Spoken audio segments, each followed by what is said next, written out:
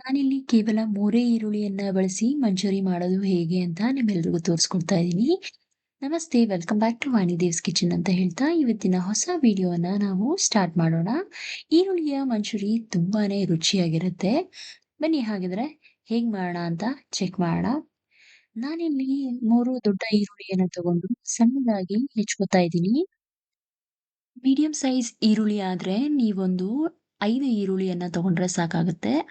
ಆದ್ರೆ ನಾನಿಲ್ಲಿ ದೊಡ್ಡ ಗಾತ್ರದ ಈರುಳ್ಳಿಯನ್ನ ತಗೊಂಡಿದ್ದೀನಿ. ನೋಡ್ತಾ ಇರ್ಬೋದು ತುಂಬಾ ತೆಳ್ಳಗೆ ಇದನ್ನ ಹಚ್ಕೋಬೇಕಾಗುತ್ತೆ.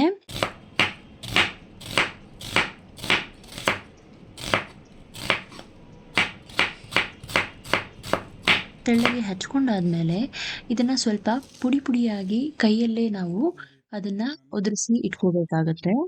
ನೋಡಿ, ಈಗ ನಾವು ಹೆಚ್ಚಿಟ್ಕೊಂಡಿರುವಂತಹ ಈರುಳ್ಳಿಗೆ ಒಂದು 1/4 ಟೀ ಸ್ಪೂನ್ ಅಷ್ಟು ಉಪ್ಪನ್ನ ಹಾಕೊಂಡು ಚೆನ್ನಾಗಿ ಬಿಗಿಯಾಗಿ ಇದನ್ನ ಕಲಸಿ ಇಟ್ಕೋಬೇಕಾಗುತ್ತೆ. ಅದರಲ್ಲಿರುವಂತಹ ನೀರಿನ ಅಂಶ ಸ್ವಲ್ಪ ಬಿಟ್ಕೊಳ್ಳಕ್ಕೆ ಶುರುವಾಗುತ್ತೆ. ನೋಡಿ, ಈ ರೀತಿ ಗಟ್ಟಿಯಾಗಿ ಪ್ರೆಸ್ ಮಾಡಿ ಆ ಈರುಳ್ಳಿನ ಮಾಯ್ಸ್ಟ್ ಆಗೋವರೆಗೂ ನಾವು ಕೈಯಲ್ಲಿ ಈ ರೀತಿ ಮಾಡ್ಕೊಂಡ್ರೆ ಸಾಕಾಗುತ್ತೆ. ನಾನಿಲ್ಲಿ 1.5 ಚಮಚದಷ್ಟು ಖಾರದ ಪುಡಿಯನ್ನ ಸೇರಿಸ್ಕೊತಾ ಇದ್ದೀನಿ. ನಿಮ್ಮ ಖಾರಕ್ಕೆ ಅನುಗುಣವಾಗಿ ನೀವು ಎಷ್ಟು ಬೇಕಾದ್ರೂ ಖಾರದ ಪುಡಿನ ಸೇರಿಸ್ಕೋಬಹುದು. ನನಗಿಲ್ಲಿ 1.5 ಟೇಬಲ್ ಸ್ಪೂನ್ ಅಷ್ಟು ಸಾಕಾಗಿದೆ. ಹಾಗೂ 1/4 ಚಮಚದಷ್ಟು ಜಿಂಜರ್ ಗಾರ್ಲಿಕ್ ಪೇಸ್ಟ್ ಅನ್ನ ಹಾಕೊಂಡು ಈಗ ಇದನ್ನ ನೀರು ಹಾಕೊಳ್ದೇನೆ ಚೆನ್ನಾಗಿ ಕೈಯಲ್ಲೇ ಸ್ಮ್ಯಾಶ್ ಮಾಡ್ಕೋಬೇಕು. ಆಗ ಈರುಳ್ಳಿ ಖಾರ ಚೆನ್ನಾಗಿ ಹೊಂದ್ಕೊಳ್ಳುತ್ತೆ. ಆ ಉಪ್ಪು ಖಾರ ನಾವೇನ್ ಹಾಕಿದ್ವಿ ಅದನ್ನ ಚೆನ್ನಾಗಿ ಹೊಂದ್ಕೊಂಡು ನೋಡ್ತಿರ್ಬೋದು ಈ ಹದಕ್ಕೆ ಬರುತ್ತೆ. ನೋಡಿ, ಎಷ್ಟು ಕಲರ್ಫುಲ್ ಆಗಿ ಕಾಣ್ತಿದೆಯಲ್ವಾ? ಈಗ ಇದಕ್ಕೆ ನಾನು 2 ಟೇಬಲ್ ಸ್ಪೂನ್ ಅಷ್ಟು ಕಾರ್ನ್‌ಫ್ಲೋರ್ ಅನ್ನ ಸೇರಿಸ್ಕೊಳ್ತಾ ಇದ್ದೀನಿ. ಅದರ ಜೊತೆಗೆ 2 ಟೇಬಲ್ ಸ್ಪೂನ್ ಅಷ್ಟು ಮೈದಾ ಹಿಟ್ಟನ್ನು ಸಹ ಸೇರಿಸ್ಕೊಂಡು ಈಗ ಇದನ್ನ ಚೆನ್ನಾಗಿ ಮಿಕ್ಸ್ ಮಾಡ್ಕೋಬೇಕಾಗತ್ತೆ.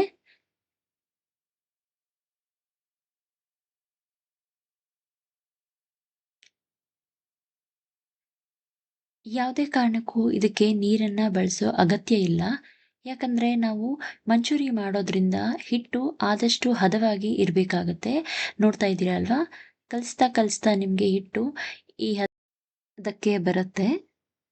ನೋಡಿ, ಈ ರೀತಿ ನೀವು ಕೈಯಲ್ಲಿ ಈ ಹಿಟ್ಟನ್ನ ಎತ್ಕೊಂಡಾಗ ಉಂಡೆ ಆಕಾರಕ್ಕೆ ತಿರುಗಿದ್ರೆ ಹಿಟ್ಟು ಪ್ರಾಪರ್ ಆಗಿ ನಾವು ಮಿಕ್ಸ್ ಮಾಡ್ಕೊಂಡಿದೀವಿ ಅಂತ ಅರ್ಥ.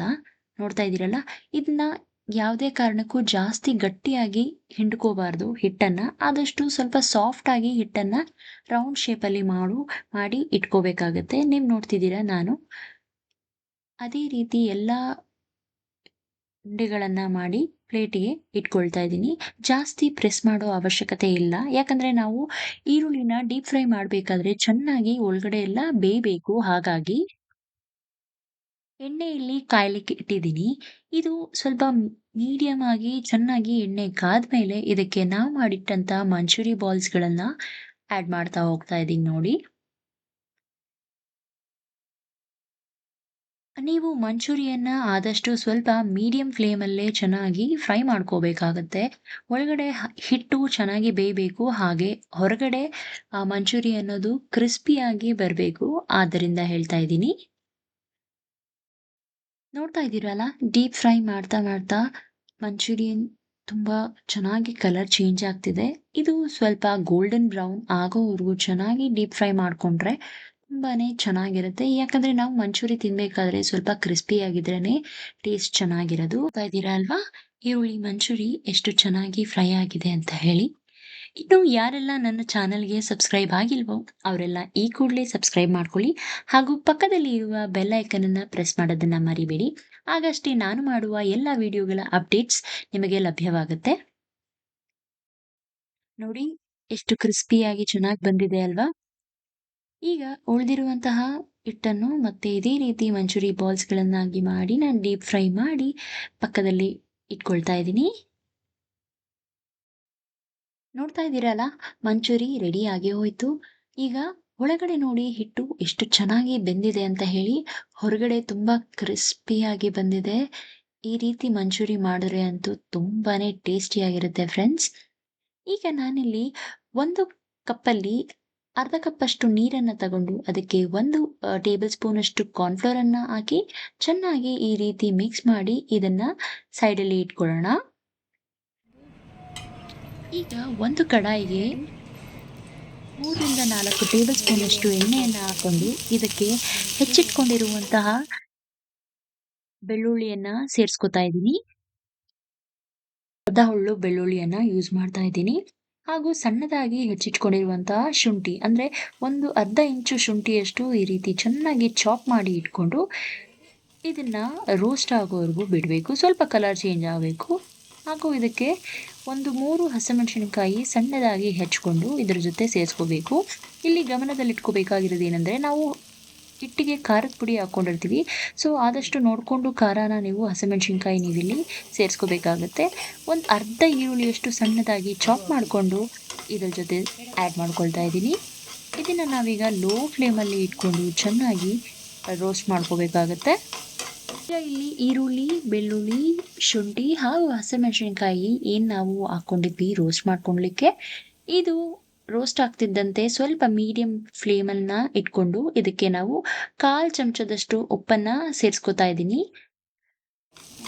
ಒಂದ್ಸಾರಿ ಚೆನ್ನಾಗಿ ಮಿಕ್ಸ್ ಮಾಡಿ ಇದಕ್ಕೆ ನಾವು ಸಣ್ಣದಾಗಿ ಹೆಚ್ಚಿಟ್ಕೊಂಡಿರುವಂತಹ ಅರ್ಧ ಕ್ಯಾಪ್ಸಿಕಮ್ ಅನ್ನು ಸಹ ಸೇರಿಸ್ಕೊಂಡು ಇದನ್ನ ಚೆನ್ನಾಗಿ ಕೈ ಆಡಿಸ್ಕೋಬೇಕಾಗತ್ತೆ. ಈಗ ನಾನಿಲ್ಲಿ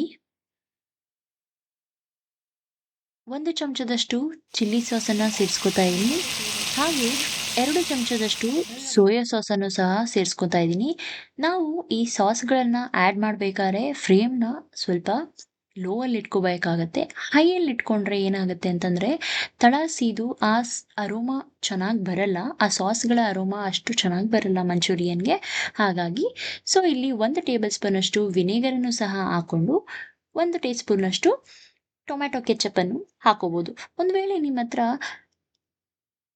ಚಿಲ್ಲಿ ಸಾಸ್ ಇಲ್ಲ ಅಂತಂದಲ್ಲಿ ನೀವು ಒಂದು 1/4 ಚಮಚದಷ್ಟು ಖಾರದ ಪುಡಿಯನ್ನು ಸಹ ಹಾಕೋಬಹುದು.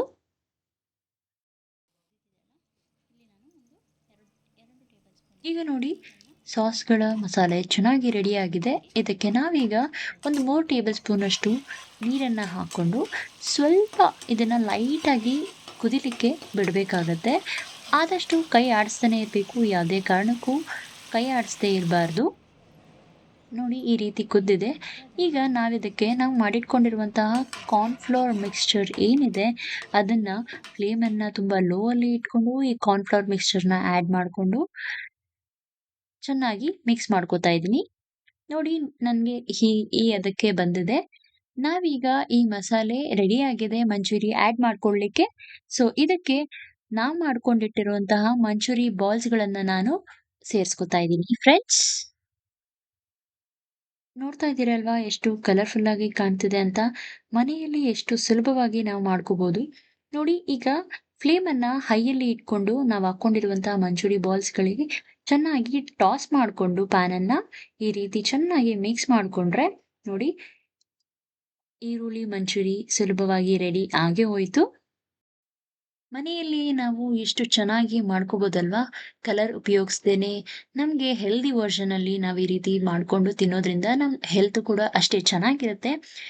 ನಾನೀಗ ಇದಕ್ಕೆ ಸಣ್ಣದಾಗಿ ಕೊತ್ತಂಬರಿ ಸೊಪ್ಪನ್ನ ಹಚ್ಕೊಂಡು ಇದಕ್ಕೆ ಗಾರ್ನಿಷ್ ಮಾಡ್ಕೊಳ್ತಾ ಇದ್ದೀನಿ. ನಾವು ಗೋಬಿ ಮಂಚೂರಿ ಹಾಗೂ ಎಲ್ಲಾ ರೀತಿ ಮಂಚೂರಿಗಳನ್ನ ತಿಂದಿರ್ತೀವಿ. ಆದ್ರೆ ಈರುಳ್ಳಿ ಮಂಚೂರಿ ಅಷ್ಟೇ ಟೇಸ್ಟಿಯಾಗಿರುತ್ತೆ. ಎಲ್ರೂ ಒಮ್ಮೆ ಟ್ರೈ ಮಾಡಿ ಹೇಗಾಯ್ತು ಅಂತ ತಿಳಿಸ್ಕೊಡಿ. ಮುಂದಿನ ವಿಡಿಯೋದಲ್ಲಿ ನಿಮ್ಮೆಲ್ರಿಗೂ ಸಿಗ್ತೀನಿ ಅಂತ ಹೇಳ್ತಾ thank you so much for watching this video. Keep watching.